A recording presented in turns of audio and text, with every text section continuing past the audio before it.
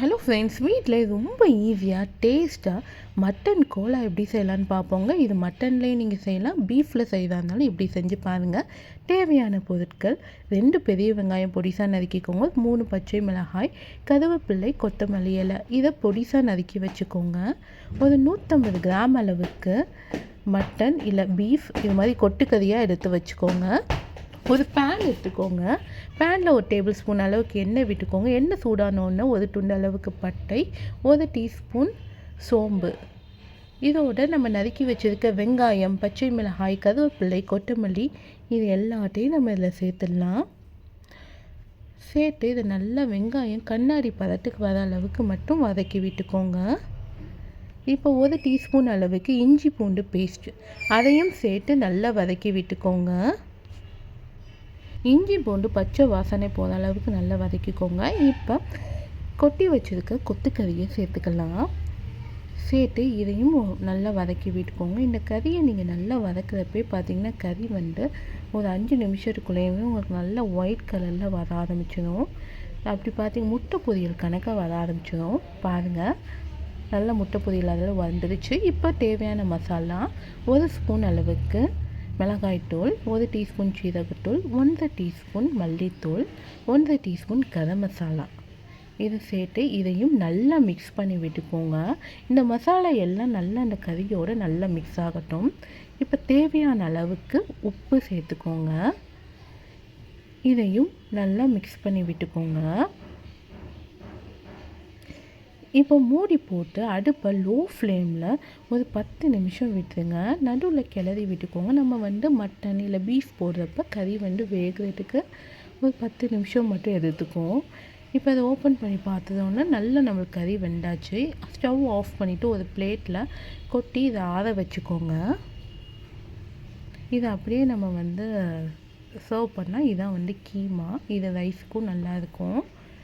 Next ஒரு ஈரமில்லாத mixie jar எடுத்துக்கோங்க. அதில் பொட்டுக்கல்ல நீங்கள் எந்த அளவுக்கு கறி எடுக்கிறீங்களோ அந்த அளவுக்கு பொட்டுக்கல்ல பவுடர் பண்ணி வச்சுருக்கேன். நான் 150 கிராம் அளவுக்கு கொத்துக்கறி எடுத்துருந்தேன். இப்போ 150 கிராம் அளவுக்கு பொட்டுக்கடலையை நல்லா பொடி பண்ணி எடுத்துக்கிட்டேன். பாருங்கள், இந்த அளவுக்கு நல்லா பவுடர் பண்ணிக்கலாம். இது ஒரு பவுலில் மாட்டி வச்சுக்கிறேன்.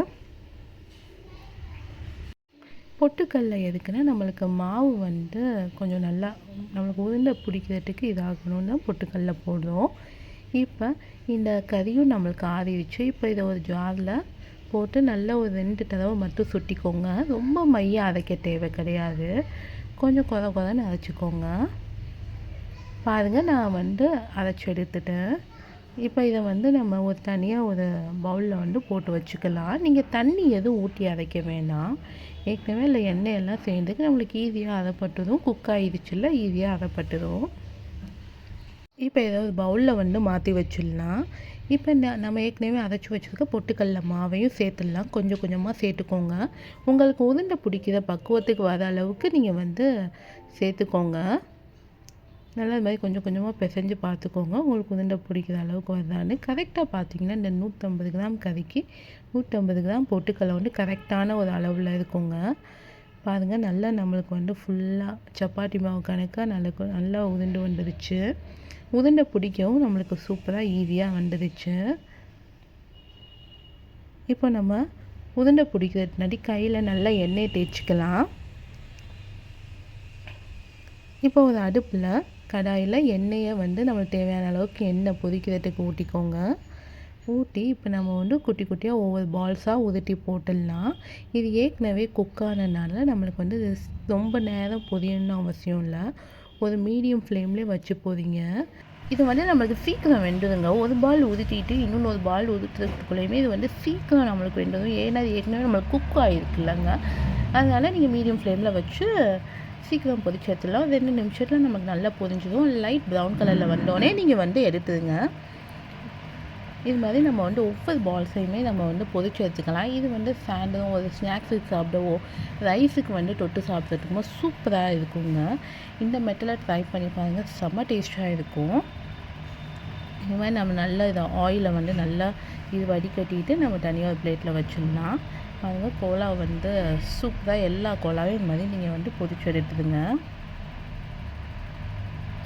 இந்த ஒரு 150 கிராம் கறிக்கு வந்து எத்தனை கோலா மேக்ஸிமம் வருதுன்னு பார்த்தீங்கன்னா ஒரு 20 கோலா பக்கம் வருதுங்க.